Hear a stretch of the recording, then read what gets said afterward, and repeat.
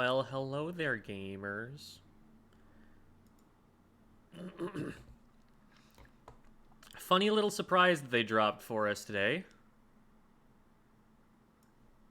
I was resigned to just never hearing Splatoon 3 news again, and only ever hearing Splatoon players complain about the lack of Splatoon 3 news. But here we are. All of our expectations thrown out of the window. Hello there, everybody. Welcome to an emergency session of Squid School. Doing a little bit of bonus tutoring here because, you know, the people who are making the game are very important to the community. And there are a few things I'd like to point out about how they're playing their new game. So we're going to be going through this trailer, and I'm going to go through it as slow as I darn well want to. I don't know, there's not really anything to do but to get started here. So, first of all, release date revealed. We can talk about that a little bit. The release date has been in question for a while. Like, they finally came out with, you know, summer 2022. And I guess September 9th is, like, technically still summer, right? I think you don't hit the equinox or solstice or whatever it is until later in September. I think that's how it works. But it's definitely on the back end of it, and it almost feels like, you know, everyone's expecting June, July, August, something like that, and then it ends up being September. It seems like the kind of thing that they would be completely willing to backpedal on if they needed to. Nintendo games have never been especially well known for sticking to their originally announced release date. Just ask Breath of the Wild 2 fans who are suffering out there. We feel for you. It could easily, you know, be pushed to 2023 for all I know.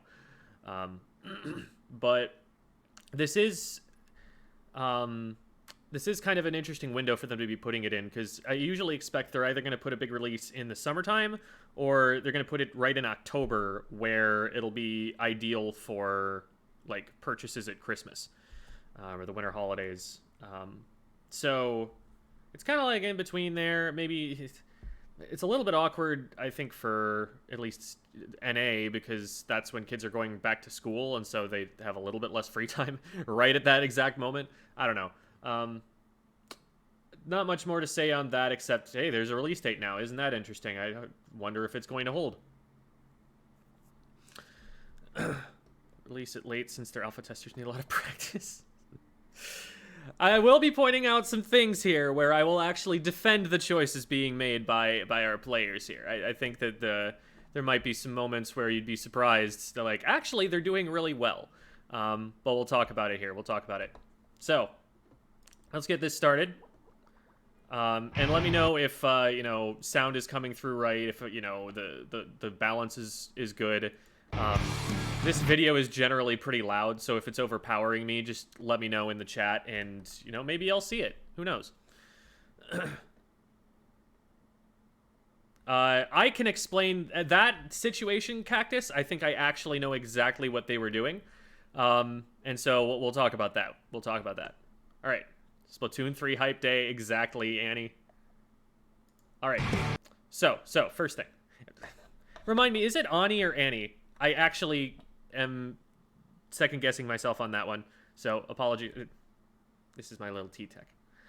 Fair, I'll put down the pitchfork. Okay, yeah, I mean, leave it nearby, because we may still need it, but the first way. So, Ani. Oh god, I can't remember now. It was like 45 whole seconds ago. My short-term memory isn't that good. Annie. Okay. Just like the standard, like, first name that people have in North America. Annie. Okay. I got this.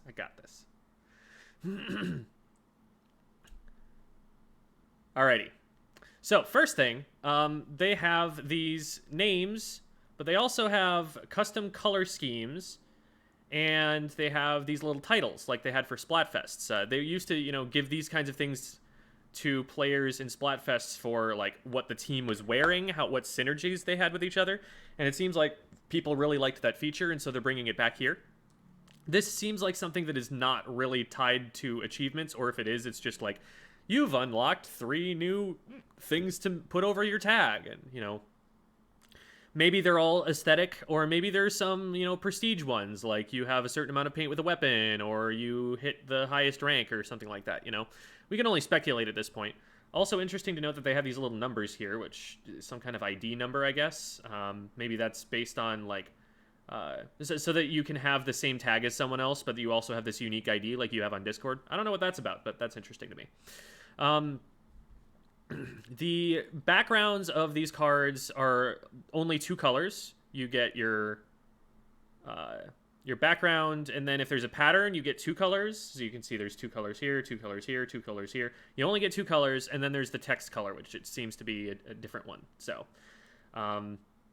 really basic, and honestly, for a game that prides itself as much on aesthetic, it's like, it's nice, but it's not fresh. You know, it's not like blowing me away with the way that it looks visually. And in fact, it kind of clashes with the color scheme of the game sometimes.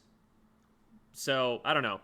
I'm neither here nor there on it. It looks kind of just like random wallpaper to me. I do appreciate the names that they chose for the Yar Wall is great. Anemone #1. Veronica, which reference to Ica, Jamaica, the name of the lobby music. So there's some fun ones here. But Calamari? Okay. Anyway. So this is Turf War on the new map that they had on the previous trailer. But it's clearly been balanced considerably differently since the last time we saw it. So there is a lot to talk about there for map design people. I have a few thoughts about it, but I'm not... Obviously, everything is still in flux. Things are definitely 100%, 1,000% going to change from this trailer to the actual game. So I'm not thinking too hard about maps right now, because they're just all going to be different anyway. There may be some large-scale trends we can talk about, but otherwise. Okay. So we got the bow that they're showing off here, because everyone's excited about that. We've got the T-Tech, we've got an Octobrush, and we've got a bucket. And we've got a Viking horn helmet, which is very important. We've got a charger, a roller, and they exist, woo, and that's pretty much all there is to say about it. And 52 and the Vanilla Pro. So first things first, this spawn system. Something to note is that there's the little squid icon shows where your teammates are planning on jumping. And a lot of people pointed out, one of them is jumping over onto this grate right here. There doesn't seem, from what we can tell, to be a way to normally get up this grate once you've jumped. It seems like you can only get up here if you're super jumping, which would be a really interesting mechanic for the issue of stopping spawn camps, getting out of your base, for stopping lockout situations. The map is already really wide and you have multiple ways out, so it's already pretty hard to stage a lockout, but this would give especially long-ranged weapons another place that they could stand to get vantage points where they literally cannot possibly be contested unless, I guess, someone has a zipcaster, and we'll talk about that. But I think the zipcaster is absolute garbage right now. The in the state that it's in the game that we see here, I think it is worse than Splashdown. So we'll talk about that, but we haven't seen that yet. Now, it's worth noting that as soon as we go off this screen here, the graphics get considerably worse. So we've got, like, this footage, which is, like, well-rendered. It's got all the shading, and it looks as detailed as it's going to be, and I'm not doing a great job of representing... Oh, okay, I guess the quality is just going to look like that for me. This does not look like 1080p for me on my end. Maybe it's better for you guys, but I want to just point out that, you know, the player models look different. The shading on the hair isn't quite there anymore. There's a lot that's fuzzier, that's more pixelated, that's just a little bit lower detail, less polished. You can look at, like, the weapon icons. They kind of just look like JPEGs copied and pasted over the top with maybe, well, okay, maybe not JPEGs because they got a little shading effect there, but they're a little bit lower res right now. So that tells us a little something about the state of the game right now, the level of polish that they've got it to. This is, as far as, you know, making a video game, they're pretty far along right now. Like, to have a functional build where you can show off this many weapons on a map and not have anything breaking, you know, this is actually a lot of progress that they have made towards a finished game. The last few bits are just final tweaks that they'll have to throw in there. Like, have you ever watched one of those videos of, like, the time lapse of a scene from storyboarding in an animated movie, I should say, from the storyboarding to the modeling with, like, no lighting or anything, to starting to light it and shade it until you get to, like, the final render? There's like 5 or 6 steps in that process. There's a lot that they have to do to get the game to this state, and so I'm not saying, like, oh god, this game isn't going to come out on time or anything like that. I mean, yeah, they could still delay it for any number of reasons, but I just want to point out this is not the final build of the game, so balance things can absolutely change. The maps are obviously changing. The kits that we're seeing on the weapons, I doubt are final. I have a feeling that that's going to be, like, that's a really quick thing for them to be able to tweak, I would imagine. I think it's just probably a couple of quick variables they have to swap around, and you can immediately put any sub on any weapon you really want to as a dev. So I feel like that's something where if they're doing any last second balancing, that's the kind of thing they're going to mess with. So there's a lot of this that isn't finished, and we need to recognize it's not finished, and we need to look at it and say, it's okay that this isn't finished. It's okay that this is still in alpha testing or whatever. Like, look at the game mechanics more than you look at the visuals. They're going to be these little pieces of polish missing that you don't even notice until they're not there anymore, and you can't quite put your finger on why they don't look as good or why it doesn't feel as satisfying to shoot this weapon. There are little things like that that are just going to be missing, and FLC's theory about why this is, which I really like, is that they made the decision to swap the Splatoon 3 and Xenoblade release dates, and we're immediately like, okay, well, we need something to show for Splatoon 3, so just to do some gameplay footage, I guess. There's, like, no editing in this trailer at all. There's so little video editing that went into this. This is clearly very, very quickly made. But I will say the alpha testers are actually doing a great job of showing off the game. There are some decisions that they will make, which I'm going to VOD review in a minute, that are decisions which are made to show off the game and not necessarily because they're trying to win the game. I think that's very important to recognize about this. It's like, yeah, they're probably a lot worse than a lot of us are in the chat at the video game, but they're also probably doing some things poorly artificially so that it's easier to see what's going on, especially for, you know, a casual player who trying to watch competitive Splatoon 2 is like, wait, where did that guy come from? What is that? Why is there so much ink on I can't see anything. It's very, very difficult, especially if you're watching the perspective of someone who's flicking the map open repeatedly. You know, it's hard to watch a competitive game a lot of the time. You have to, like, know the game pretty well before you can get to the level you can even watch it. And so they're not going to play at a competitive level even if they're capable of it. They're going to show off the game so that anybody can see it. So let's talk about these spawn points. This is a really, really long map. This is like Arowana Mall long. But to its credit, it is very wide as well. It's not like Arowana where the wide width of it is chopped up into these really nasty choke points. The whole thing, you could just kind of like walk from one wall to another in a lot of places on this map. So the width of the map is great. You know, the more square a map is versus rectangular, the more I like it, or circular. You know, humpback can stay too. The problems happen with, like, lockouts and really annoying difficulties getting back in from spawn. Those happen when the map is too narrow. Think Walleye Warehouse's spawn. One person, one T-Tech, can lock out an entire spawn on that map. It's stupid. So the fact that they're widening things out, I think, shows a good understanding of the map design that they need. One thing that is a little concerning to me is the amount of time it's going to take you to get to mid. We haven't really kind of gotten to stress test how far away you can use this initial super jump to get.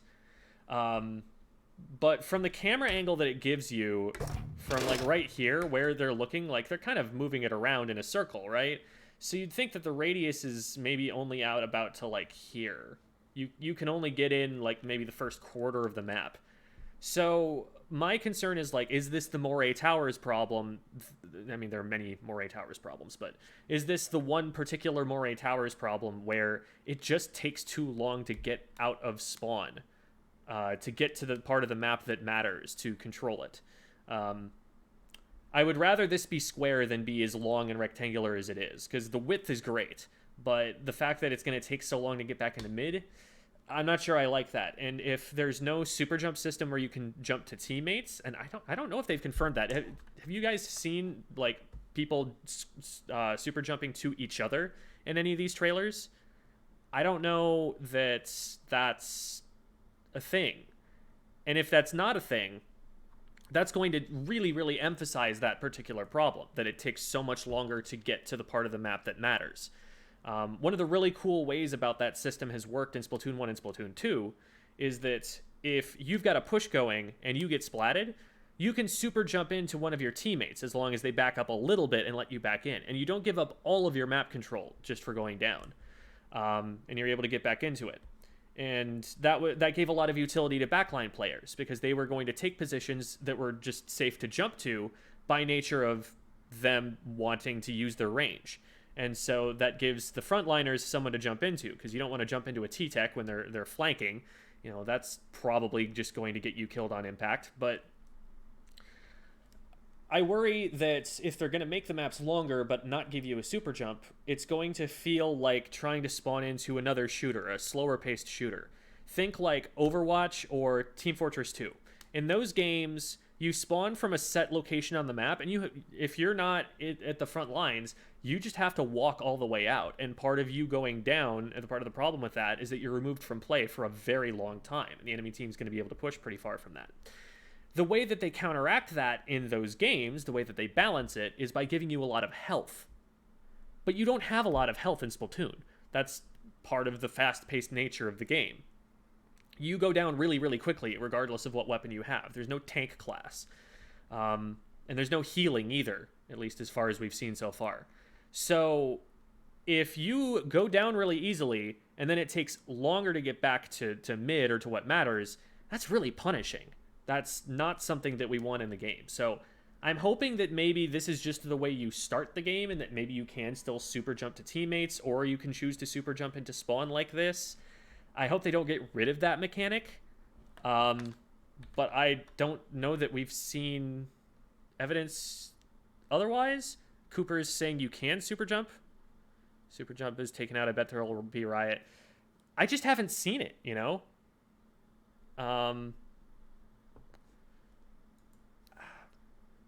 Bab, I don't need to, like, eyeball it with this map. I know how it feels on Moray Towers. On Moray Towers, you know, falling all the way down from ledge to ledge to ledge, that probably takes about as much time as it's going to take for you to paint your way into mid on this map. So, I don't know. Anyway, all of that speculation aside, let's talk about what we can actually see. There's this... FLC pointed this out, and now I can't unsee it. Look at this little, like, float that happens right before they hit the ground. This is so awkward. It's, like, so unsatisfying in impact. This float right here, where all of a sudden they're just on their feet as if they're falling, like... I guess they're going from being an unplayable character to being a playable character in that moment, but it takes away all of the momentum of the jump and everything. It's a little weird. Also worth noting, these guys have a little white flash on the inside of them. Some have suggested that this looks like ink armor. Some have suggested that this is invincibility. But it's clearly an anti-spawn camping mechanic. So every time that you're jumping in that particular manner, you're going to have some protection. My thought is that this is probably actually invincibility, because you get this sort of white circle on you when you do the squid roll, when you do the little dash mechanic. And that is clearly a parry. They give you the sound of being impervious to damage when that makes contact with something. So I think you're actually invincible for the first couple seconds out of spawn. And the invincibility's gone right now, so you're not going to get very far with that. But, and maybe that's a reason why they're not letting you super jump all the way back in, so that you don't, you know, just take that invincibility and land in their base with it or something. I don't know. And maybe it is two different mechanics. Hard to say. Still, that's worth noting. So we're painting up here, and not the most efficient painting. Like, a lot of these shots are overlapping with previous shots. You really want to be moving a little bit harder left or right, or aiming in a circle instead of the way that they're painting here. So a little bit of a painting efficiency thing, and that's one of the big clues as to what level of players you're looking at, is how do they paint? How efficiently, how quickly do they get the paint on the ground that they need and move on? Because if you're painting over something that you've already painted before, you're not getting special charges fast. A lot of to-do is being made about the 52 having wall again. So this is another K52 kind of situation. Like, that's most of the kit that the K52 had. It does have whale, though, which looks like a considerably weaker special to me than Ray, or maybe even Killer Whale. I don't know, hard to say with Killer Whale. I didn't play Splatoon 1 enough to be able to say on that, but again, kits probably could just change completely, so I'm not going to make too much of a to-do about that. I'm just going to talk about the individual pieces of the kit rather than the kit holistically. All right, so clearly 52 is looking on either side of the pillow here, and the brush just kind of decides to expose themselves on the left a little bit. Not the wisest decision. They probably could have used the cover backed up or something. The 52 has a really good vantage point on the brush from here, so if they're going to try and go somewhere, they probably want to be running with the brush down and trying to serpentine around. They want to get behind this cover, but standing outside of cover and painting it, you're too immobile as a brush. You're going to get shot down for that. And they do, in fact, miss a couple of shots, but they're still able to get it here. So now, what I don't agree with that the 52 does here is that there is a player with the brush who's, like, shooting over here and is clearly looking at mid and will see all of this happening. Like, why are you turning your back to them? This guy is right here. They could just, like, rush at you as soon as they see you're doing anything else. I guess maybe you've got like a charger up here or something, and so they're worried about that, but like, yeah, you gotta be careful. You don't know where they are now either. They could be right on the other side of the pillow for all you know. But we leave that fight behind and we head up to the bridge here.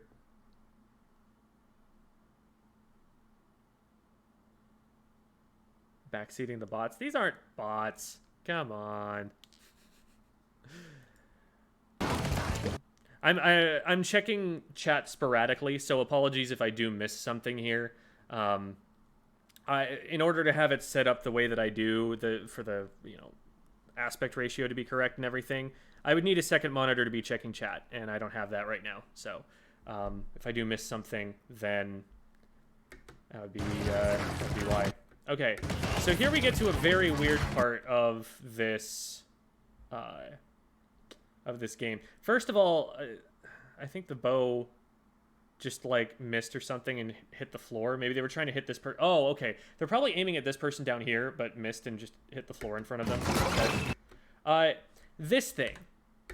This is a sub that we haven't seen before. Right here. It's making the point sensor noise, and it's doing point sensor sort of things. But we'll see it later on. It's a straight line ability that hits a single target. So that part is already worse than point sensor, which was AoE and could be lobbed up over obstacles. And then it looks like maybe it does some damage, but it clearly doesn't do a lot. And the other thing that's really baffling about this is that it creates this big solid line between you and the player who's marked. So it's not just you have this information, it's they know where you threw this from. And like, look at this right now. See that big line pointing directly to an enemy teammate? This is marking both players. This is like mutually assured destruction. This isn't an advantage for you to hit someone with. This is like, you're giving away both of your positions. If I go down, I'm taking you with me. And this player above us does not go down. The player who threw the thing goes down. So if that sub is going to be in the slightest bit useful, it needs to have something else going for it. It can't just do like 30 damage and mark both players. That's so trash.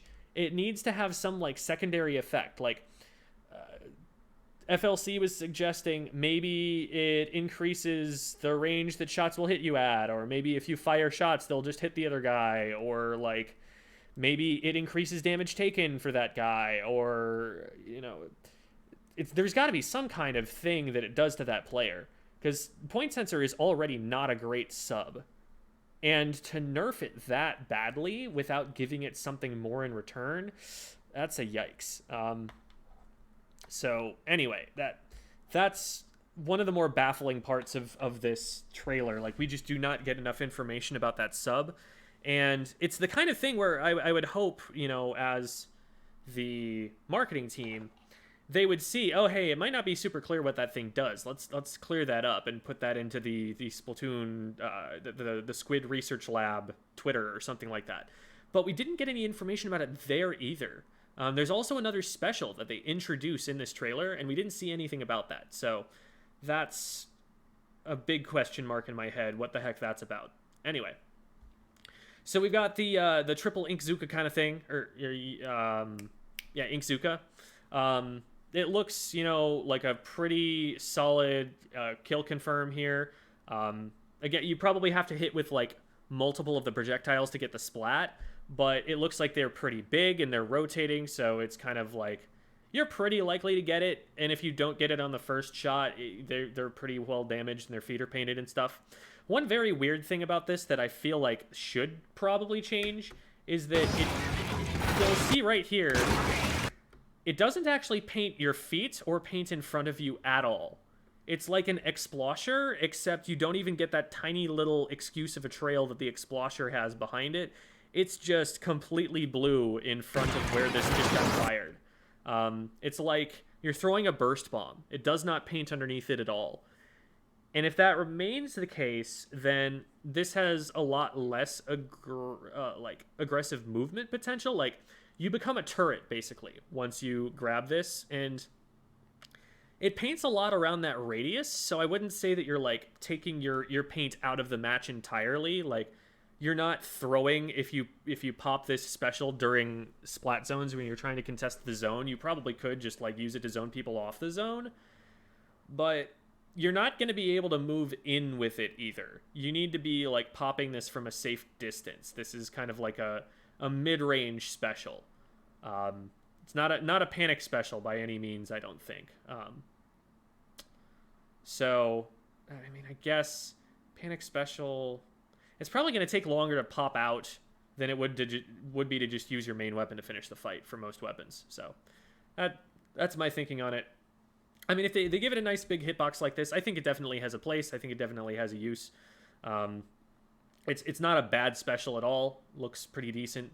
But it's really weird that, unlike, you know, so many other things, it doesn't paint the floor in front of you. And maybe that changes with alpha testing too. I don't know. Maybe they just didn't put that feature in yet. Check chat really quick.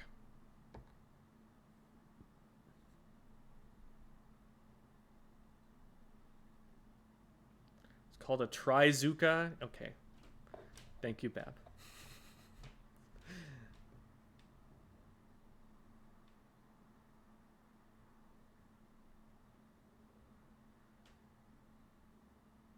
Okay.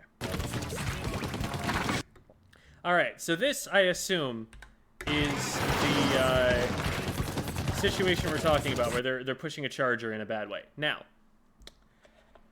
If they're playing this game to win, yes, this is an absolutely abysmal play. They just walk out from cover. They're looking right at the laser.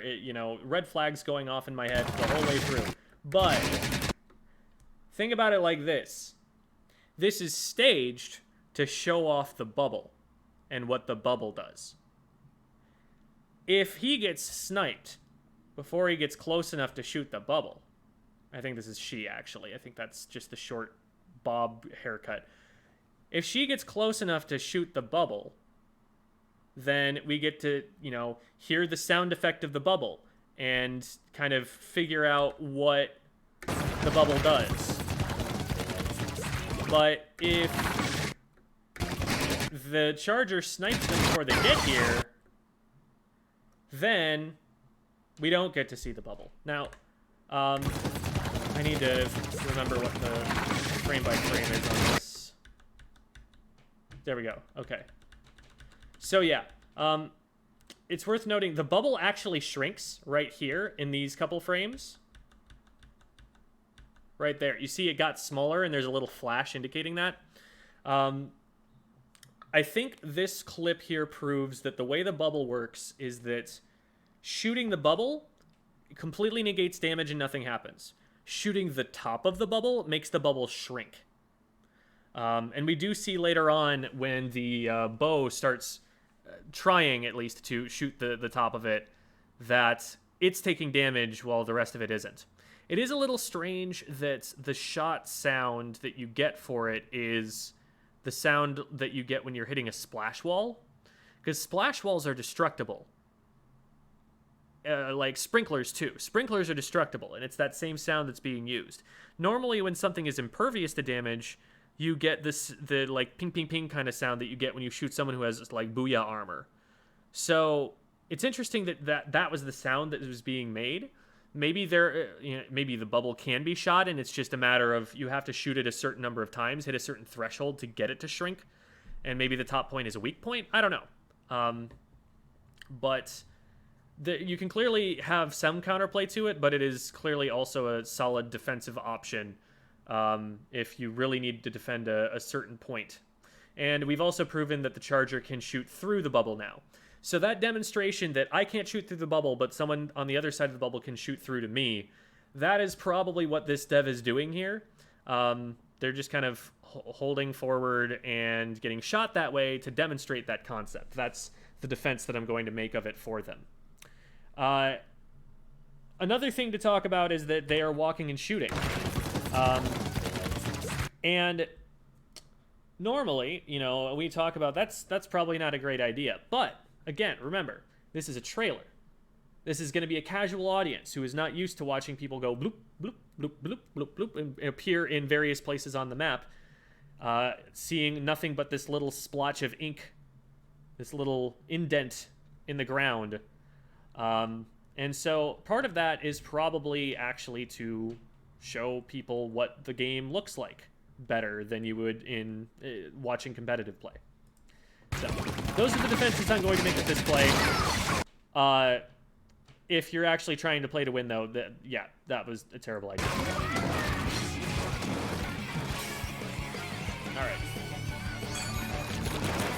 All right, so this is the first shot that we get of the new special, which was completely unannounced and we have not seen coming at all. When they first popped this, I was like, oh crap, is Stingray back in the game? Because, like, look at this. You've got the same sound effect that you get when you launch a Stingray. You get this thing on your back, you've got this big gun, but then it's a vacuum cleaner. It's like we're playing Luigi's Mansion. And any ink that the enemy shoots into this gets sucked up and charges up your tank. And as you can see on the back, this level of the ink inside the tank is rising when a shot gets pulled into it. So the counterplay to this is literally just never to shoot at it. But the thing is, in the trailer, they're going to shoot at it because they have to show off what the heck it does. So this is a really solid, like, defensive option because it just completely stifles their ability to push you offensively on your team. But this definitely has some drawbacks. First of all, The shot that comes out afterward clearly gets charged up, and that can't be the fully charged shot. It wasn't fully charged on their back, and this does look kind of wimpy. It is a one shot, which is neat, but it's also relatively small and has to be aimed. I imagine once you fully charge that, it's going to be bigger and more impressive. But also, the counterplay to it is, don't shoot at the guy who's trying to suck your ink up. And then, what is, like, my question going into this for, you know, how it's balanced is, what is the minimum amount of benefit you get after the suction part is done? Do you still one-shot them? If they don't shoot at you at all, you just have nothing and you get ganked as soon as the special ends? Like, I'm very curious how that part works. It's like, this will be good for countering opposing specials. Like, if someone has a bomb rush and they're trying to walk forward towards your team with it, you just activate this, delete their bomb rush, and shoot right back at them. Like, that is a great counter move. If they're trying to paint the zone and you have the ability to get onto the zone, you just pop that special, stop them from painting the zone completely. Your team caps the zone behind you, and there's, like, no counterplay for them for that, unless they ink strike you or something. So there's some interesting utility to that, but it's also not broken. And it has the potential to actually be relatively weak, depending on things like, can you flank this? Like, how far from the side, what angle can you hit this from? It depends on what weapons you put this on, because, like, putting this on a charger might be terrible. We see it on a charger here, but, like, the charger has to get in front of their entire team for this to really be helping someone. So, like, if they can't get in front of their team, if they're not a weapon that wants to do that, then when do you ever use this? So those are all some thoughts about it. Very interesting concept, very cool, very unique. We can't really say anything about how it's balanced, though, until the actual game comes out and we see how it's going to work in practice. All right, so now we get to see the bow. First of all, interesting theory to throw out there. FLC believes that this is not Toxic Mist, but a disruptor. A Splatoon 1 disruptor. Make of that what you will. I have no evidence to make an argument one way or the other on that. Oh my god, chat, scroll for me. Thank you. Okay. So, the bow. The bow is the definite loser of the weapons that we see in this game. There's a part of this trailer where they basically get a direct horizontal shot on someone, and the explosion hits them, and it doesn't one-shot them. Like, this weapon does a pitiful amount of damage considering how slow it is, how little it paints. Like, we'll see another shot. I think we see a shot right here. This shot right here is like a full, that's a bow shot right there. It did not paint a trail at all between the player and the bow, the shot itself. Did it get shot off the ground? Hold on, I don't think I noticed that before. This player didn't just shoot the... I think it just exploded on its own, right? Yeah, he's shooting at the back wall. Okay. Scared me for a second. So this is the explosion. It didn't add any ink to this. It's like... the amount of ink that you got out of the bow just now from that one shot is like one splatter shot bullet that painted your feet. That's it. And this is such a slow weapon. You see, like, such a low fire rate on it. It doesn't kill with that one shot. It's so bad for so many reasons.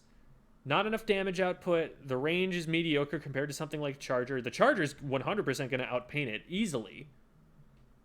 What does it have going for it? The shot spread is, I guess, going to be nice for people who don't hit shots as much. That's going to be kind of like the the new player's weapon where they don't have to aim as much and they'll still hit some shots, kind of like just walking forward with akimbo dapple dualies instead of rolling with them, you know. But like, it's just bad right now. I can't see anything good about it. That little burst of damage doesn't do an awful lot to someone when they get hit with it later on. Like, I think the bow is trash in its current state. Definitely needs to be tuned way up if it's going to be competitive with anything else we're seeing in this trailer.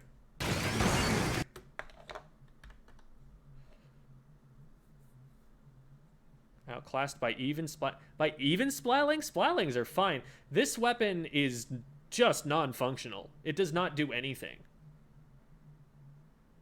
We see a shot with only 2 arrows. Actually, I think what happens in that shot, and I'll show it to you later, what I think we're actually seeing. I think we see them fire the horizontal one, and one of the shots hits a piece of cover before it gets to that player.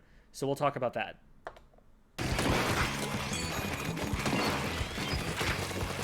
So they paint the guy's feet, and they miss him with the direct, but the extra explosion does tap them here, and then they get the direct, and that kills.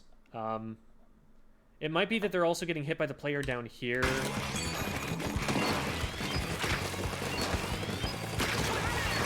Yeah, it's possible that like one of the shots from the, I think, splatter shot down here also hits them.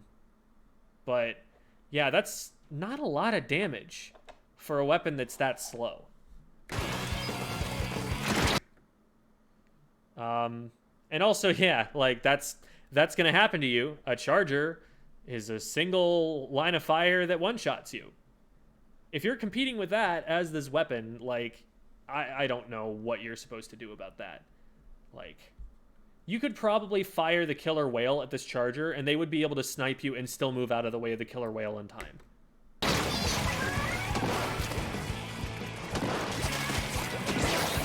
So, does the brush need special still at this point? No, they've got special. I don't know why they're spending extra time painting this corner. That's only going to give them away to anyone above them, if anything. It's killing a little bit of time here. But let's talk about Zipcaster, because I think this is the other really... Okay, there's a sub, a main, and a special that I think are the really big losers of this trailer. I think the Zipcaster is the loser that's the special. The sub is definitely that point sensor dart thing, and then the weapon is the bow. But the Zipcaster is looking extremely unimpressive to me, and let's talk about why. So first of all, he pops it, and you can look at the upper right and see the special as it depletes. So you can see, like, what is it that causes this to go down? Is it just a set amount of time like it is with the Ink Storm? Does it go away right away like it does with missiles? So let's watch that for a second. So there's a big jump. You lose like 3 bars of it whenever you actually cast a line out there. So that's one piece of it. You also notice that every like half a second or something, you're losing another bar. Like it's just passively decreasing by a lot. So they use it here to the wall and then use it from there to get to the pole. There's question of whether, like, could you just hit the pole from right here, or did they actually not have the range to do that? Like, is this short-ranged enough that you need to go from to the wall first? It might also be tactical, you know, that you'd want to go to the wall first so that you're coming in at more of a flank. At least that's the theory. In practice, this is a terrible plan. And we'll talk about why in just a second. But so if you need to use, you know, multiple zip casts to get places, that is going to drastically nerf the special, because every time you cast it, you're losing a whole bunch of that special charge, and you're able to stay in this state for less time. So let's talk about this charger. This charger had this big neon sign that got painted off to their right, and it's not even like that far to the side of them or anything. This is something they should just normally see while surveying the map. Why are they aiming across here? There's nobody on the other side of the bridge. It's all painted blue. Like, they have no worries in this part of the map. This is what they should already be looking at. an X-Rank Charger player, they see this Zipcast line, the dude pops off the Zipcast line and gets sniped before they can fire another one. They fire another one.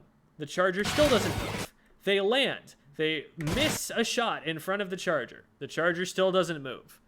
So, yeah, like, if you're showing the game off, this looks like a really cool concept that you can zip line all around the map and get all these cool flanks off and stuff. But, like, look at how much special charge this player has now. They cannot get another pick in time. They literally, there's no way that they splat anybody right now. They could swim and make a beeline straight for this player. They could zipcast right to their feet, and even if this player doesn't shoot them down, doesn't just pre-fire the obvious angle that they're going to be coming at and take them out before they get there. If this player just stands stock still, this player cannot get within range to splat a second person using the special. The absolute maximum that they get with this special is one pick, unless there are multiple people stacked right on top of each other. In which case, you're still just going in with your main weapon, and you can't use your sub. It doesn't seem. So, like, why would you want to use this? You're putting yourself at a huge risk. You're putting a big neon sign out there, this arm, that, hey, I'm about to be in this exact location, shoot me here. You're moving in a straight line to it, so it's the easiest thing in the world to pre-fire. Like, this is so much easier to shoot down than a splashdown. Splashdown is relatively technical to shoot out of the sky. There are going to be B-rank players who are canceling zipcasters if this is the state that it's in at launch, and, like, doing it by accident, just because they're painting the map. Like, this is so incredibly bad right now. And again, like, the maximum benefit you get is one pick that you might not have been able to get otherwise. It doesn't let you paint that much. Like, one suggestion that FLC had for how you might be able to use this is you zipcast behind the enemy team and paint behind them so that they don't have escape routes as your team starts to push in at them. And then they try to turn around and run away and get stuck, and they're sitting ducks. That would be really cool. But you don't have time to do that. Like, they try to get a second one off here, and they can't even get a single bit of paint there with a quarter of the special charge up. So, like, maybe they buff the duration, okay? Maybe they make it so you've got a good, like, 10 seconds to be around the back of the enemy team before you get jumped back or something like that. But the longer they make the duration, the riskier the move is going to be, because the longer you're going to be behind enemy lines. So I don't know if that's even a good thing for it. But, like, it needs something. Maybe you're invincible the entire duration of the zipcast, and maybe there's...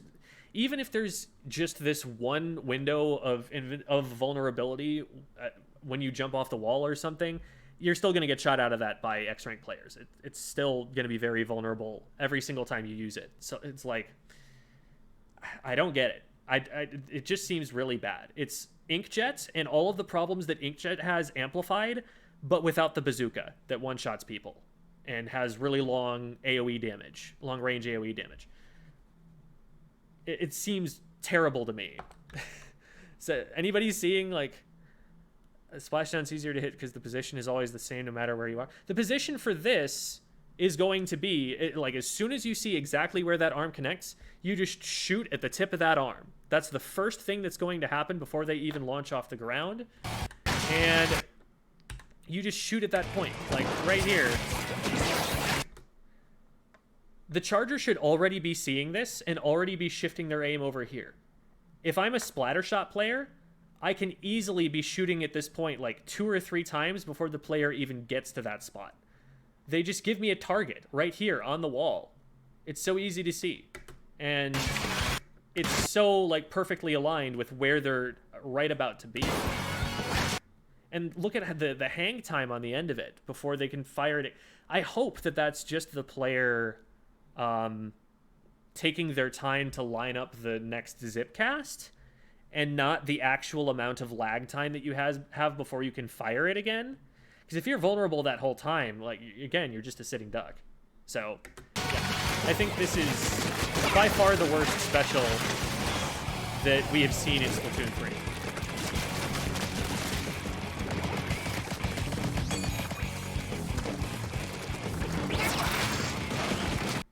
3. Okay, Crab Tank. Crab Tank looks really cool. I like this special a lot. That moment right there confirms that you can take damage pretty easily while in Crab Tank. This is, I think, the bow that hits it, so it has a little bit of an arcing shot, I guess, but it's the direct damage from the bow that hits them, from the front. So the player can still be hit by things, for sure. And so here we see they got directed by the shot, because there are only like 1 or 2 shots that land on the ground behind them, so one of them hit them. And then the explosion hits them, and it still doesn't one-shot them. So, bow, boo. Not in great shape right now. But, so we've got this really long-ranged, like, kind of dualies fire that come out from the front. So these shots, they're going left and right like dualies, and they're relatively slow fire rate, but the long range and the painting power, I feel like, make up for that pretty well. It's kind of like a buffed-up CDS shots that we're seeing there. So that's pretty solid, and like, look at the paint. The paint is really solid. It paints out in front of it like this. So this is totally a special that you could use to like retake the zone in Splat zones. And it's got this big Explo kind of shot that it can fire out there as well at the same time. Also, really interesting point that FLC showed me here. Look at what happens when the ball rolls up. So they're healing. The healing accelerates when they go into ball form. It's just like how when you go into squid form, you heal more. When you go into ball form in the crab tank, you heal. So you could just be like a baller, basically, and roll up and be invincible and also be healing yourself. But then, all of a sudden, unlike the baller, you don't have to sacrifice the entire special to start shooting again, to start, being a threat on the map again. There's so much utility to this. There's so many cool ideas for how to use this. And it's not broken either, because you can just shoot the guy, A good charger player who can hit the headshot or whatever, you still have to really be worried about that. And you still have to position it carefully. For example, the big Explo shot kind of thing. If you're trying to shoot that uphill, that's going to be really hard to hit someone with. You kind of have to get the fall off angle or something like that. It's not super great in that position. It's much better in a position like this up here with high ground, where it can shoot down over cover or something like that. So I think this is really neat. I like this special design a lot. I think there's a lot that people are going to be able to do with it. This is pretty cool. They make you think that it's going to explode or something, when it ends, and then it just poof, it's gone. I wonder if maybe there's a little bit of invincibility during the transformation, just so that you can get back into squid form and start acting again while people are trying to punish you. I don't know. Maybe there's actually a hitbox at the end of that in case someone's standing right on top of you. I don't know. But that's neat to me. Wish it exploded. That would be hilarious, but reminds me of that on my personal stream. I was just playing Elden Ring, and there's a healing item that you can mix together where you put in different ingredients and you get different effects. So some of them heal you, some of them give you a shield. One of them just makes you explode. It just does damage to you, and you pop up into the air in a big explosion, and it damages. It's so pointless, and it's hilarious to me. And I just love little goofy things like that, where your character gets cartoonishly bopped around for no reason. Okay, let's keep going. So I'd like to talk about the painting pattern once again. Painting over the side here, awesome, because this is all enemy territory.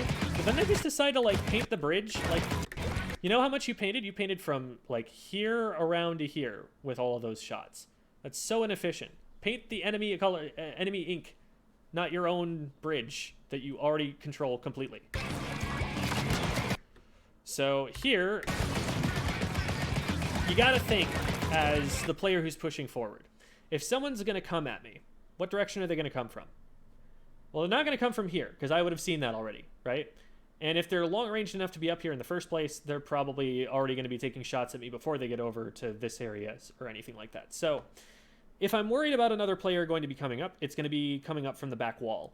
And so this is what I'm looking at to make sure that, you know, nobody's going to aggress me. This and way over here, which we can't see because of spectator cam, if nothing else.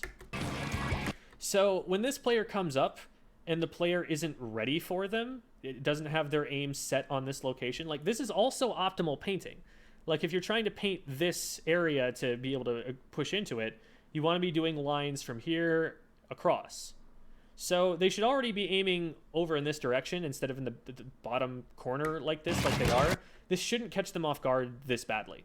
They overcorrect on their aim, and then they just decide to disengage, and they're like, oh, wait, hey, this player is just standing still. I should keep shooting at them again. And, yeah, that doesn't really work out there. They definitely could have had the pick. This player, well, okay, they're using a bow, so maybe they couldn't have the pick because their weapon doesn't do enough damage fast enough. But with most good weapons, they probably could have gotten the pick first, but then this player could have gotten the pick once they missed. So just a lot of like confusion. They kind of like bumped into each other in a dark alley and they're blundering in opposite directions now. Like, oh shoot, this is bad guy. What do I do? Here we see this sub weapon again, and again, what the heck is this thing doing? Like, they miss, so we don't really get to see what's going on. But again, look at the trail that it leaves. Even if you miss, this is marking your location. This is an arrow to your opponents saying, hey, shoot here, shoot at the end of this line. Like, somebody suggested that maybe it's kind of like a tripwire, where if your enemy walks past the tripwire, they get marked then. If so, it's not doing a great job because it's not out there for very long. Like, so they throw it right here. And the bow just stands for like an extra half a second over here and then walks back toward it. So I think it's gone before the bow player actually makes contact, so we can't really confirm or deny that theory, but like, there's got to be something more to it that we're just not seeing here. And so now this player, I guess, just decides to give up on pushing the bow or doing anything about them. The bow should still be a threat if it were a good weapon, like it is able to hit shots over here. But hilariously, the pro just doesn't seem all of that concerned by getting hit by the bow, and understandably so, and they just kind of keep doing what they were doing. So now we go back down here, and we get our first really good look at how the new killer whale works in action. So first thing to note, it follows the player character for a short period of time. Like, they activate it, and then they move, and it moves with them until it starts shooting. So now it's starting to shoot, and you see only some of the speakers are moving with it. So I think it activates, like, the two top ones, and then the two middle ones, and then the two bottom ones. So, like, they're setting the position of the two top ones, then moving over here to set the position of the two bottom ones, and then the two middle ones, and then the two bottom ones activate after that. Also worth noting, they do have separate tracking, so it looks like they move in pairs, where each pair moves in the same direction at the same rate. But they're all picking different targets. So the middle ones, I think, are targeting the guy on the right, while the top ones are targeting the guy on the left, and the bottom ones are going straight through the middle. Also worth noting there that I think there's got to be something a little bugged or not quite there yet with the hitboxes on these things, unless they're like, maybe they only do damage on the initial firing and they don't actually like stay out there and maintain for long. But then why would they track someone? Why would they move left or right? Because like this player walks straight through this laser and they don't take damage, I don't think.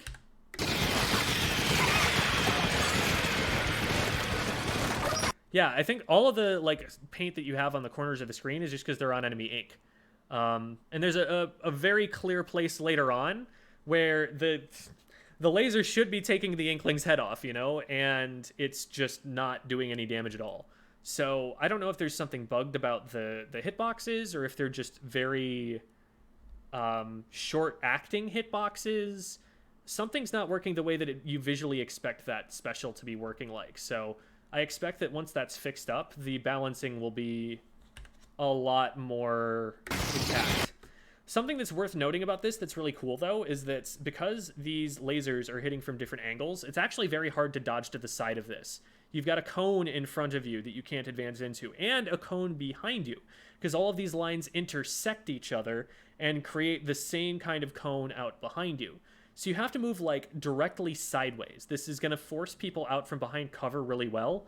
Like, if you know someone's behind a pillow like this, and you fire this, they are forced completely out into the open, which is really cool.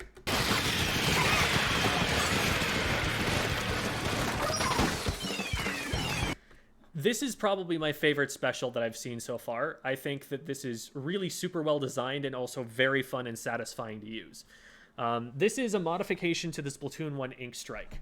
You throw one of these little balloon things, and wherever it lands becomes the site of a mini ink strike. It's not as big as it was in Splatoon 1, but you can throw 3 of them pretty quickly too, and they still do a pretty sizable big like column of doom. That just seems really satisfying to me, and also that's going to be super useful for zoning. You know, this is the new Booyah Bomb, I think, and it's faster than Booyah Bomb. You've got a position you don't want people behind, just chuck that there. They're gone. They either move or they're gonna get splatted. I think this is the other really cool thing about this is that look at how when they throw the third one, look at the special gauge.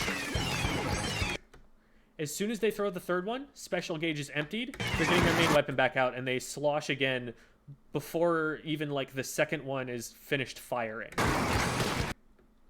So like this is very similar to missiles in Splatoon 2 in that you can charge it, you can launch it and launch it pretty quickly, and then use it even as an aggressive weapon to go in and capitalize on the disruption that you've caused.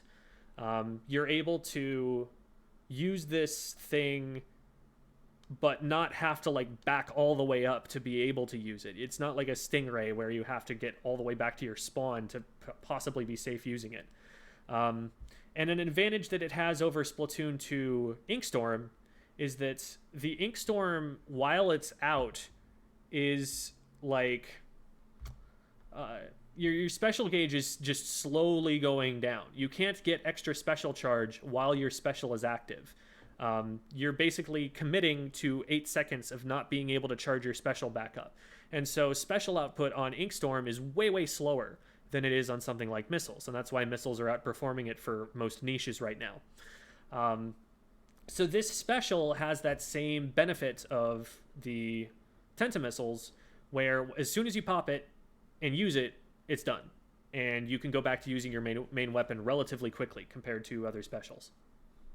I really like that effect of Killer Whale as well. Like, with the Killer Whale splat that the player gets right here, one of the pieces of damage they do to this guy is actually a 52 gal shot. Right there. So, that also speaks to the fact that this special doesn't seem to do a lot of damage, or does it really weirdly, because this player was like one shot already, and it still took like 3 of them converging on the player to take them out. I don't know how I feel about that. There's definitely some visual flair, some hitbox adjustment that needs to be made to the Killer Whale right now, but we at least get to see how it's going to be tracking and how it's deployed, which is definitely good to know. So those players right there, you know, they were just trying to show off the special, make it look a little cooler, you know? They just kind of stuck around like, oh no, woe is me, I can't possibly get away from this. So that's what they were there for, you know? They're just making sure that the special feels a little powerful. That's what they were doing. Definitely not just failing to paint their feet and get out of there.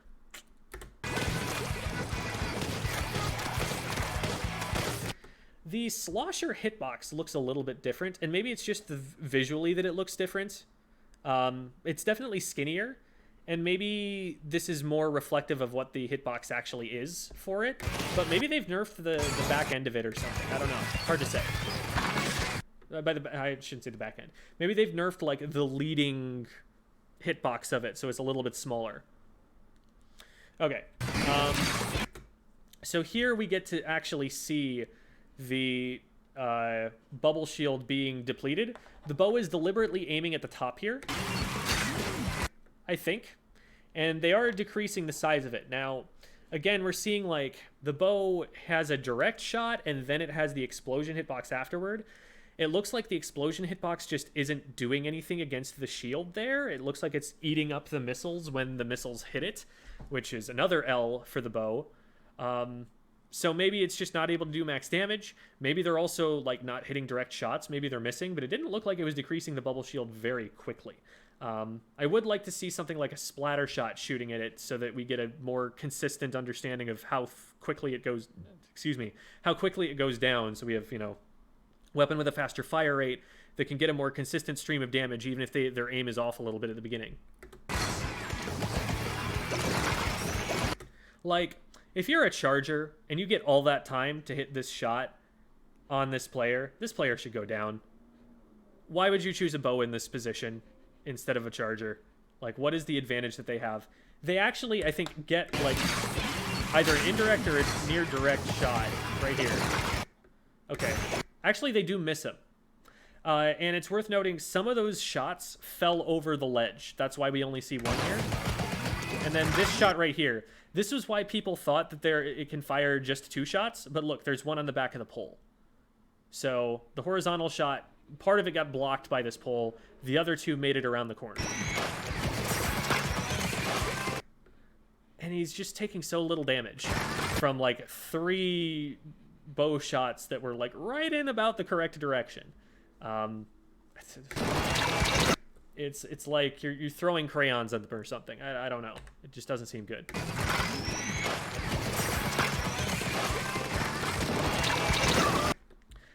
So this angle that they take on the splatter shot here, you see that the player's here already. You can see their shots going down on the left-hand side. If you're going to take this engagement, you want to back up a little bit and be able to use your range. If you peek over the top of this ledge so that only the top half of you is showing, but you can still hit your shots, you've got a great, big target to hit them, and they can only hit half of you. So it's kind of like a vertical version of right side peek advantage that you can get from using range advantage, or not range advantage, height advantage down a ramp like this. Instead, they kind of drop onto the ramp, and so they're entirely visible. In fact, if anything, they're probably a bigger target because you can hit like the underside of them as this player. So like they're an even bigger target now for having dropped where they did. They should have backed up a little bit and tried to use the ledge for cover. And also, recognizing that this is a shooter, the only shooter on their team is the splatter shot, and that you outrange the splatter shot, you should be putting yourself in a position to use that range advantage against them. So this is a very poorly positioned fight for the pro here.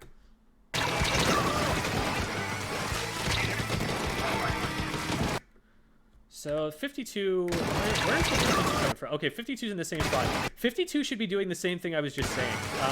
When they drop down here and surrender height advantage, I mean, maybe they're worried about this guy, I guess?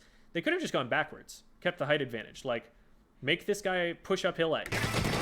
Now you're just on a level playing field. Sure, if they just splatter shot, you still beat them like that. But, I don't know. They could have taken that a little better. But one thing that they are showing off here is the squid roll, and I think this has been shown before, but it bears repeating. This is a Dark Souls roll. All of you guys who have been playing Elden Ring prior to the release of this game, you guys are in luck because the exact same skill that you are developing rolling through boss attacks going to help you out in Splatoon 3. Check this out. So from right about here, we can see that white ball in the center of them again that we talked about at the very beginning. And this white ball stays active over the top of them, and they tank a shot right here. That shot hits right there. And you hear just the sound of ink pinging off of, like, booyah armor. This player doesn't take any damage. You can see on the edges of their screen, like, it doesn't change as they get hits. they had this damage before just from being on enemy ink. There's the little ping sound. So this is a parry, basically. This is... Let's count how many frames they have of invincibility here. Okay. So, assuming that they, like, from right here where we see the white circle form for the first time, they have invincibility on this. Let's see what the startup is like. So here they're just in the ink, but 1, 2, 3, 4, 5, 6, 7, 8, 9, 10, 11, 12, 13, 14. And maybe it's only as soon as they, like, jump out of the ink, but I don't know. I feel like this is right from when they activate the move. 15, 16. Okay, and it's gone now. So you've got, like, almost a quarter of a second of invincibility at the beginning of that dash. So my question would be, can you use this to completely stuff a charger? You know, the charger takes a really long time to charge back up. If you were to guess pretty well when the charger was actually going to fire and just squid roll, could you just, like, approach the charger by squid rolling at them?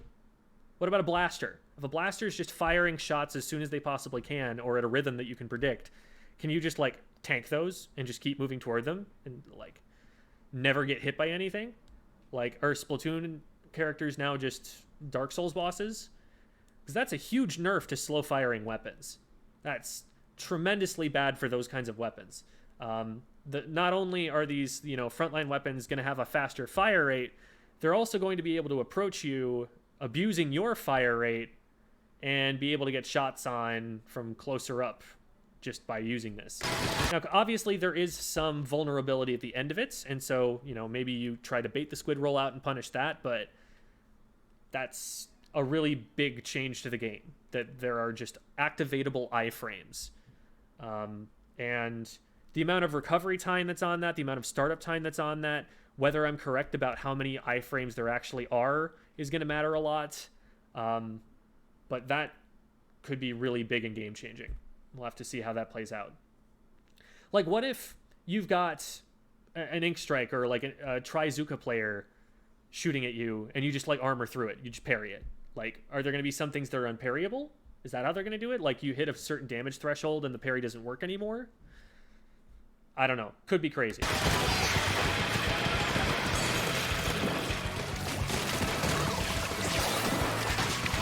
All right, so here we have another zip cast. And again, we've got a charger up here that easily could have just, like, aimed at the pole as soon as they saw the arm go out and shot this guy. All of this ink is going down. Like, they should even be hearing sound cues because ink is falling too close to them for comfort. Like, you get a sound cue that warns you that someone's painting nearby you, that, like, shots are just barely grazing you, whiffing on you. Charger should already have moved backwards, gotten their aim on the pole, and taken them out. But if they missed that shot, they could still be further back and be backing away and kiting this guy. And, like, if they're over here right now, what does the brush do?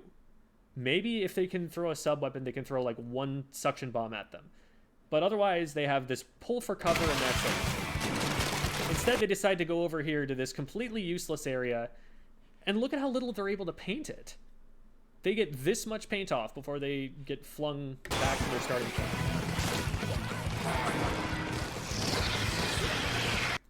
And so here we see the counterplay to the killer whale. I think there were probably some people who were worried, like, oh, is the tracking completely overpowered? Obviously not. Look at this right here. So we're going to go frame by frame for a second.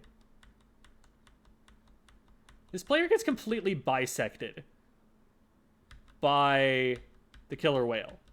So either... Did they do a roll before this? Okay, one sec. I need to back up a little bit more. So that's a jump. That's a squid roll. No, they just stood up. So, like, something's going wrong with the hitboxes there. I don't really understand why there's no damage at all or hit marker or anything. They're just clipping through each other and nothing's happening. Here's a situation where, again, the alpha testers here are not playing badly necessarily. I think what they're doing here is trying to show off what this special does. Because we've seen what this special does from the perspective of someone using it, but we haven't seen what it does from the perspective of someone playing against it and shooting into it. So if you shoot into it, you get this new kind of sound effect. It's a combination of the like ping sound that this is doing no damage, but also this like sucking sound, like the splotch of ink is being absorbed into the tank over here. So really, really good sound design based on the previous games to give you a great understanding of what's going on. And I think the player is just continuously firing at it so that people who are watching can understand that, yeah, these shots are being ineffective. Because at this point, what this player should really be doing is focusing on the roller who's over here on their left. At this point, you know, you see this big visual cue in front of you that says, hey, do not shoot here or else I will be able to do things with that. If you're, you know, trying to win the game, you don't shoot at this. But if you're trying to show off the game, they did it perfectly. Now, okay, they're firing a lot of shots after the fact and should probably be noticing that they're missing and doing something different sooner. But credit where credit is due. They spot this curling bomb and they're like, oh, I know what that means. That means there's a roller here. And they don't quite hit all their shots. The roller should probably still get this if they just horizontal flick instead of going for this vertical flick and missing. But that's pretty solid counterplay. That is exactly the strategy that you want for the roller there. You throw off their aim a little bit. You know, anticipate them swinging, and you take them out. Might have wanted to put a little bit more distance, I guess, between them and the roller as well. I don't know. The roller with the vertical flick does have better range, but it forces them to aim harder and makes it more dodgeable. So, I don't know. Overall, credit to the awareness and the ability to counteract that. Like, that shows a little bit of experience with the video game. So, kudos to them for that. All right. And ends up being relatively close, but I think it goes to a yellow team here. I just want to say, I was like looking forward to hearing the victory music and seeing what that's going to be like, and it rocks. I love it. Let's listen to this all the way through.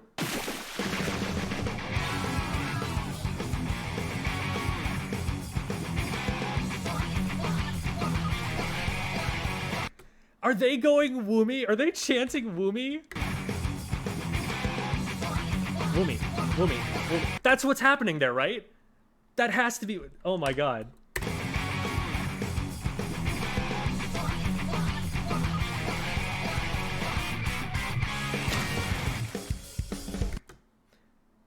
That's so cool. The animations, the graphics in the background, the sound, all of that, super hype. I love it. We haven't seen the Lost one yet, and that's probably going to be, you know, depressing. But this is so cool. I like everything about this. Also, you'll notice that they've swapped in the higher res, like more detailed, more shaded textures. So it's like, I feel like we're not quite seeing the complete game from point A to point B. There might be some editing mixed in here or something, but or maybe just this part of the game is more complete. Anyway, very, very cool, and a very cool way to end it. 9/9, September 9th. That's when we're going to see the rest of that. Whew. Yeah, and the tags definitely work well there, I think. A little personal touch that you're able to put on the end screen instead of just the letters. So that's cool. Hope that they really make the tag system more robust in terms of the designs that are available.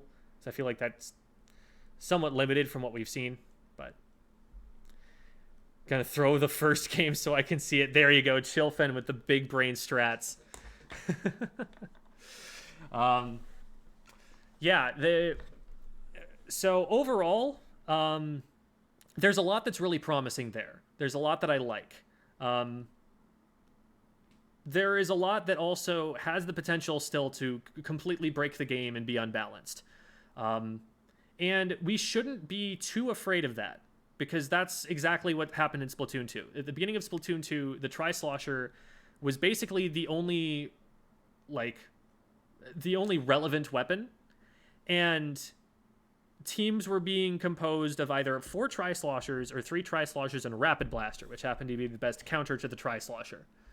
So, like, that's probably, gonna happen very early on in the game. There's gonna be something that someone finds that's broken, and they're gonna patch it out in a week, and then we're gonna be like, okay, let's actually play the game and figure it out. I wouldn't be surprised to see that. There could be, some kit combinations that are really insane or really, really terrible. They could completely overtune a special or two. So there are a lot of things that could go wrong early, but overall, I love the design philosophy. Things are just a little bit faster. You're not locked into animations super terribly. There's a lot of varied utility. Like, there are a lot of specials where it's like, here's a tool. You can use this in 7 different ways. Like, the crab tank, I don't know how that's going to get used. Is that going to get used like a baller where you just roll into the enemy base?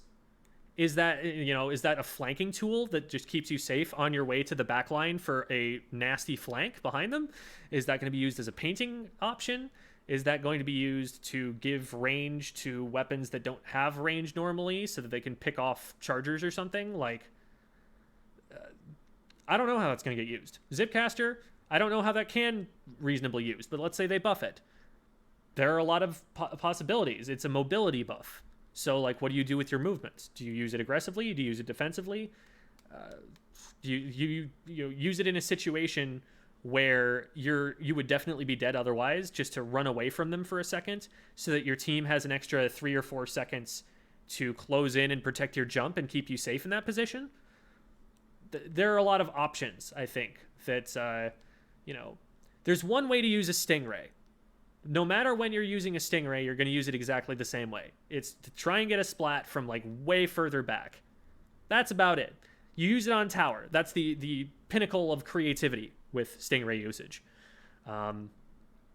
You throw an Ink Storm. You have one variable, which is what direction do you throw it in, and then you're done with that. So I think these options that have a bunch of mobility mixed in, that give you, you can throw the Ink Strike here, here, and here, or here, here, and here, or you could just put it all at your feet, or, there's a lot more different ways to use things, which I think is really cool. They're bringing a whole bunch of the old favorite weapons back, which is great, because they already have a good handle on how those weapons need to be balanced. It seems like it's in a pretty good place, and I will say, in general, I think the balance team has just overall gotten better at balancing as the lifespan of both games has gone on.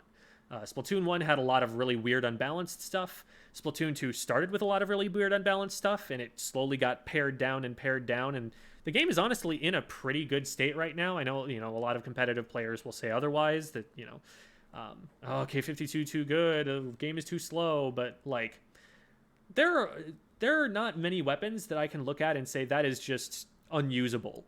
There are niches for just about everything in the game.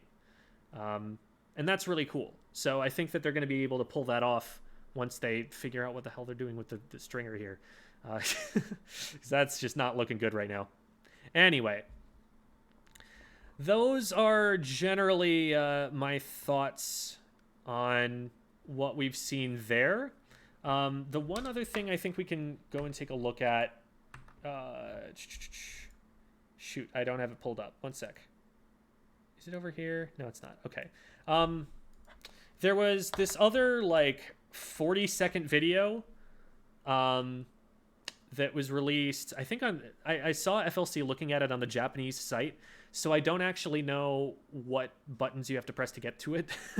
I don't read Japanese, and apparently he can a little bit better than I can. So there is this one 40-second video. It's vertical, and it has a little bit of extra footage in there that doesn't really reveal that much more than this trailer did. There's some footage of the roller rolling, so you can be like, oh my gosh, the rollers in this game? Even though you saw it in the trailer. I don't know. There's not too much more in that. But there's also a few tweets from the Inkling Performance Lab, or... that's... Never mind. What do they call it in The Nintendo advertisements. I might be confusing IPL, with like the tournament organizers. Whatever. Um, there's a little bit of extra information there. I don't think it reveals too much. Leave the crayon flinger alone. It's just you're just chucking crayons. You're like an angry toddler.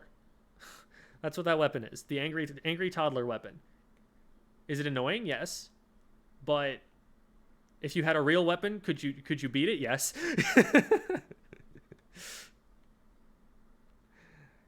Squid Research Lab and Inkling Performance Lab. Okay. Yeah. Easily confused. Thank you. Jamie says, "Oh, gem." So I'm presuming there's something more to what he's got to say there. It's spammable as missiles. It is very enjoying. Isn't very enjoyable as a backline, you mean? IPL officially Nindy approved. Oh, like they would ever do a thing like that. They'll maybe, poach the head tournament organizers or something if somebody tells them, "Oh, hey, this TO knows what they're doing."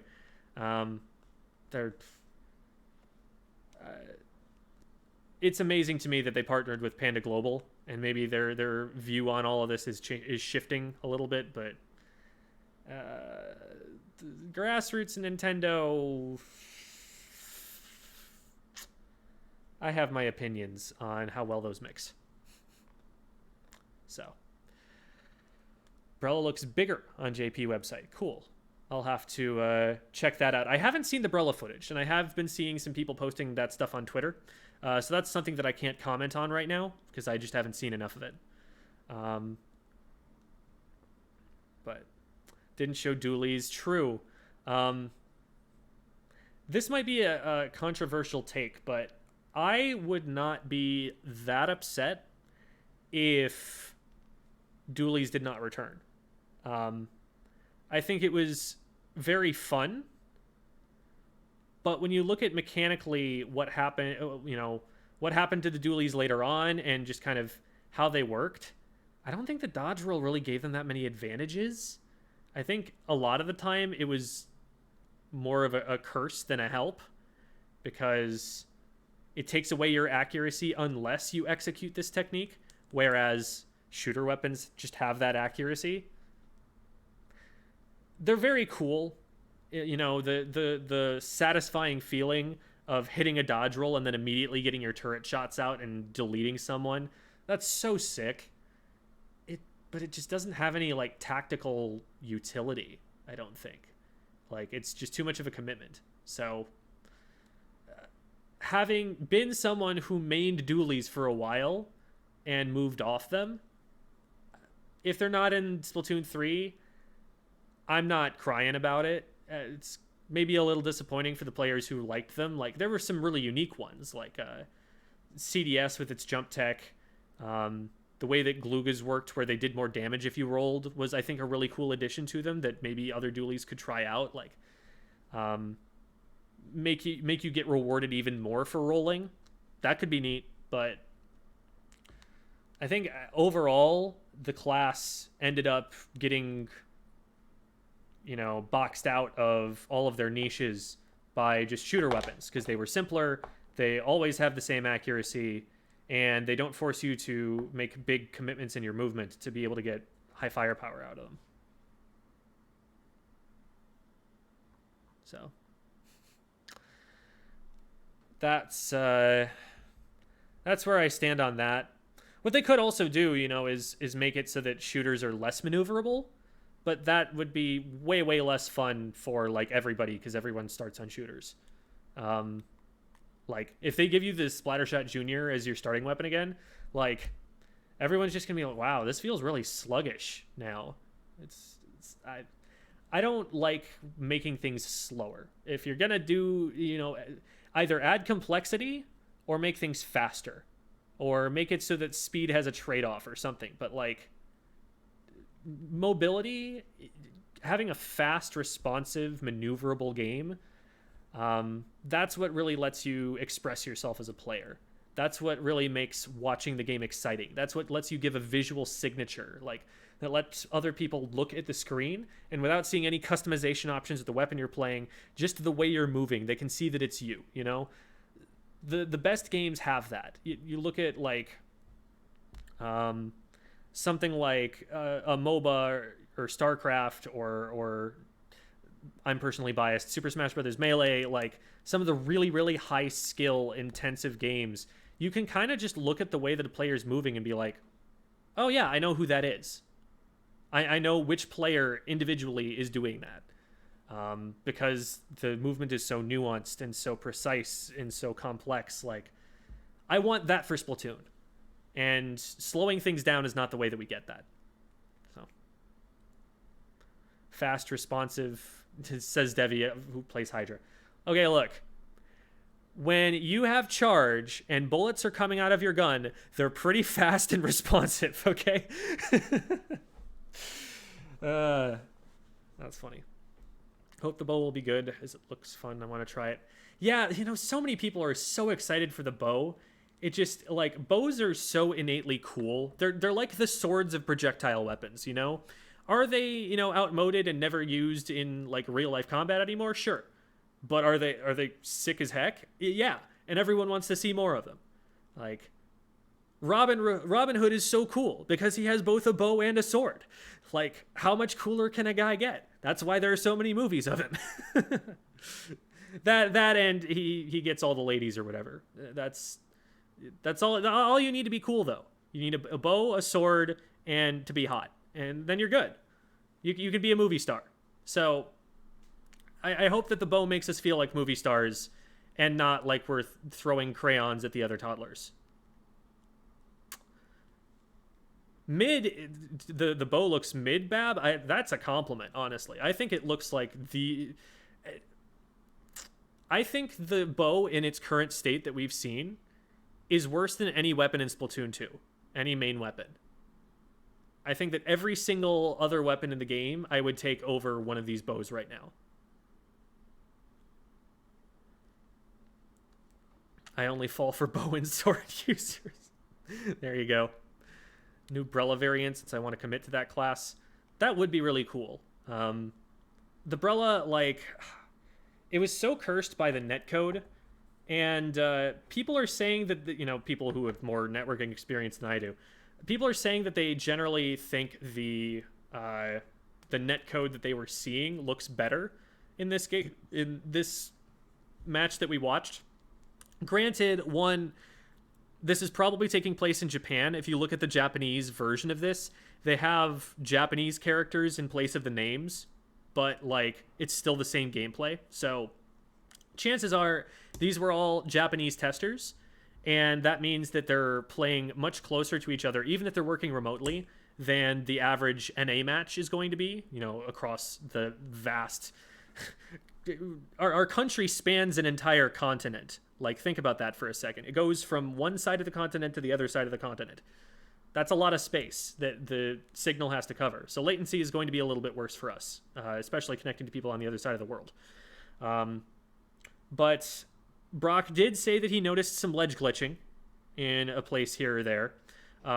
So you can see that, you know, there's spectator mode, so there is a little bit of that same camera jitteriness that we're familiar with from, not jitteriness, camera weirdness that we're used to from Splatoon 2. There's a little bit of that going on. But hopefully the netcode is better, because that is what people seem to have been saying.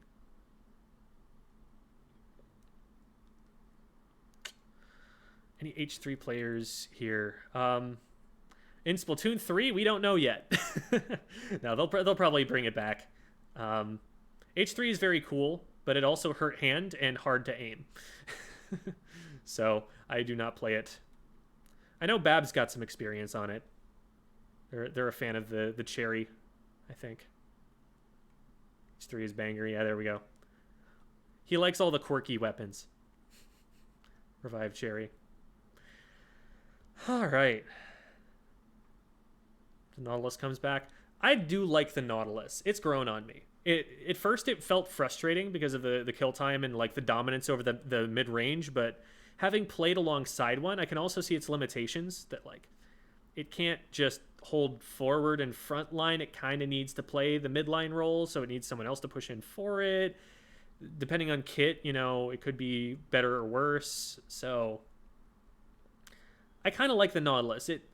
I would rather have other weapons toned up to the point where they can compete with the Nautilus than to have the Nautilus toned down. I guess if anything, maybe take a little bit of range away from the Nautilus, and maybe that balances it a little better. But I think it's in a relatively good spot. I'm of the opinion that you should buff more than you nerf. That you should like give the player more control, give the player more expressiveness, give the player more power, and just make sure that every weapon has that level of complexity, that level of power, that level of interest. That doesn't mean you need to make everything more complex. You can have a weapon that has a very simple playstyle and it's just a very effective playstyle. I'm thinking like Monster Hunter weapons. Like there are some Monster Hunter weapons that you could teach a class about. And then there are some Monster Hunter weapons that are just like stand there and tank the damage and do this one move over and over again. And that doesn't mean, you know, any of them are bad or badly designed. It just means that like some are simpler, and that's good for people. Sometimes it's nice to have a weapon that it's easy to just step right into and know exactly what it does. And then sometimes it's nice to have a weapon that you really need a specialist to be able to use. I think that's cool. That creates strategic depth, but everything should be kind of strong. Everything should have like some really big weaknesses, but also some really, really, really big strengths to offset those weaknesses. And as long as they can pull that off, like, the more weapons they can shove in this game, the better. Why not be all shooters? Come on now. I like shooters. I will probably play shooters, even into Splatoon 3. But I love the variety of the weapons in the game, you know?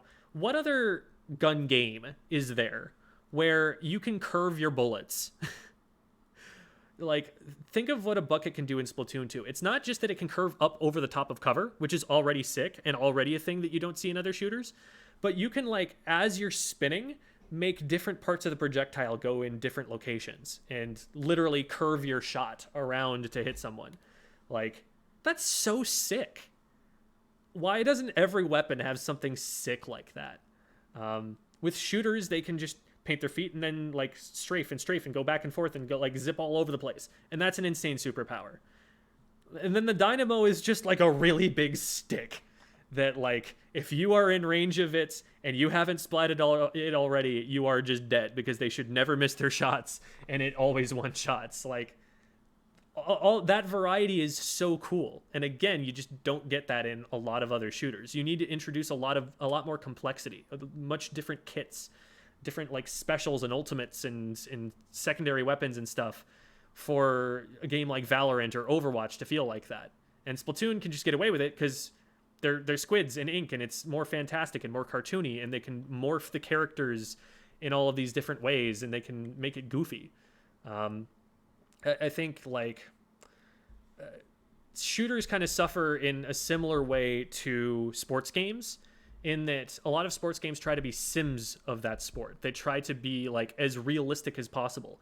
Why would you be realistic when you're in a video game? Like the sickest thing ever I've ever done in a snowboarding game was from like SSX Tricky, where you go off a ramp and you're airborne for literally like 15 seconds in the air. You chop yourself in half with your snowboard as one of your moves. You're like frog hopping on it, all this crazy stuff. And then you just land on your back, completely whiff the landing. And instead of having your back broken and ending the run immediately, your character just goes, all right, feet on board on snow. I think I got it this time. That's so hilarious and goofy and awesome. And Splatoon can do those things because it's not trying to be this like jingoistic military shooter. It's just a bunch of like weird morphling squid children that are spraying ink at each other or something. It doesn't have to make sense. And because it doesn't have to make sense, they're able to do some really cool things with the game mechanics.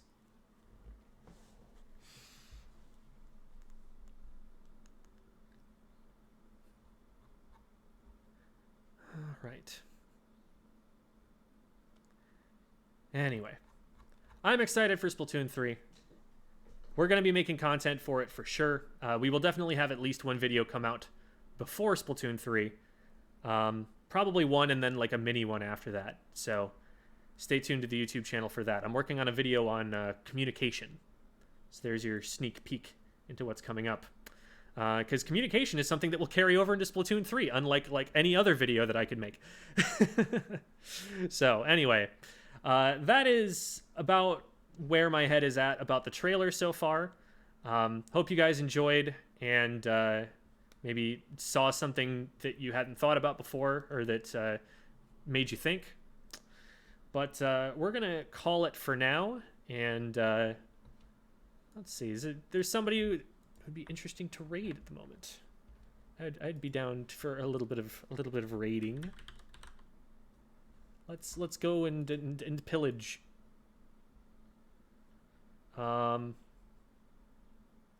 Okay, dude is doing an analysis video or an analysis stream on Splatoon 3 right now. So let's go and send you guys over to that, since that's the content you're here for right now anyway. What do you say? Squid Roll has iframes? Yeah, I talked about that at some length. Okay. I didn't actually have the creator dashboard open, so it's going to take me a second to get the raid up. There we go. Okay. All right, everybody. Go tell dude I said hi. As if I know him. I've never actually worked with him or anything like that, but it'll be fun anyway. Thanks for watching, everybody. We'll see you next time.